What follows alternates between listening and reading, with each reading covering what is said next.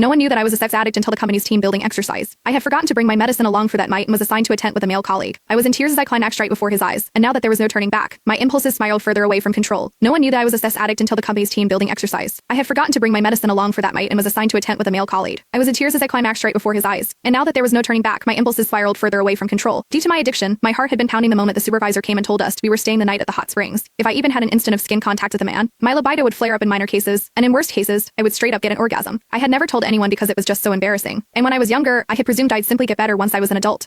That was until I realized the symptoms were getting even more out of control, and there was that one time I almost moaned out loud in public. Fighting back the embarrassment that almost killed me, I went to the doctor and got some medicine. However, I had forgotten to bring my medicine as this team-building exercise was organized out of the blue and very far from my home. Even as I fought against the fear eating me inside, warning myself to restrain myself and stay well behind, our supervisor suddenly announced, "Sorry guys, all the rooms have been booked but we have tents. There aren't many so we're just going to have to make do. Roosh, you're going to Dean's tent." And now look how we got to the situation right now me, a sex addict with no meds within reach, following the burly man into the tent. I did my best to keep to a corner in the tent, biting my lip and closing my eyes, while telling myself to fall asleep as soon as I could before the last dosage lost to fat. But that was when Dean came to me. "What's wrong?" he asked. I could feel his body warmed from my back, and my skin was already crawling. "Nothing. Please, just stay away from me." But even as the stimulation extended from my skin to the rest of my body, I knew the pain was coming. I checked my phone and only saw that it was midnight 6 hours since I had last taken my pills. It was losing effect soon. Soon my whole body was shuddering while there was a warm stream gushing out between my legs. I kept my head buried between my legs and did my best not to look at Dean. People would mock me for being a saint if they noticed my condition, that I couldn't bear to stay in the company at that point. Meanwhile, Miles Hendricks, the other colleague in the tent, was already snoring out loud. I kept clenching my knuckles, my own nails digging into my palm. The pain calmed me somewhat, and I told Dean, "Sorry, I'm not distancing myself, I'm just not feeling well." Never could I have expected Dean to move toward me without another word, reaching out with his large, warm palm and pressing it over my forehead. Even as he held his palm steady, I found myself staring at his chest and nothing else. I could also see that distinct collarbone and chiseled chest under his shirt. I seemed to tighten at the very next second and orgasmed amid my embarrassment, and the ensuing moan could barely be stifled. Worst of all, I was trembling even worse after I orgasmed, and Dean could clearly feel me shaking. "That's strange. Why are you so flushed? You don't even have a fever," he murmured, not giving up feeling my forehead and cheeks just then. I trembled even more and turned my face away, but it was the back of the tent right behind me. Having nowhere else to go, I clenched my jaw so I wouldn't moan again, even as I decided I couldn't stay in this sealed room when all I could smell was Dean. He wasn't a smoker, so his soapy and hormonal scent was especially recognizable. I could feel all the pores around my opening as the orgasm left me painfully sensitive to everything. In the heat of the moment, I pushed Dean away and set him stumbling backward while I scrambled to crawl out of my tent, not caring that my skirt was short, exposing my wet panties right in front of his eyes. He promptly turned away to stop himself from staring, but he is no brat either. Seemingly struck with a thought, he followed me, even as I lost control over my body. The fire in my loins was ablaze, and I had never felt libido this violent. All I could think about was Dean's collarbone under his white shirt, his Adam's apple, his healthy-hued skin, and even his warm palm. At that point, I had barely made a few more steps before I dropped to my knees, my sex drive overwhelming me to the point I couldn't feel my knees painfully hitting the ground. Dean probably chased me down, trying to keep me on my feet while asking, "What's wrong?" I somehow had this feeling that if anyone else had fallen sick and dropped on his knees, he wouldn't hesitate to help them. He was usually quiet back at the office, but also always very reliable. But the more helpful he was now, the more skin contact we would have. Even as the stimulations in my body got worse, I could feel my own legs stiffening, the waves of thrill keeping me off my feet.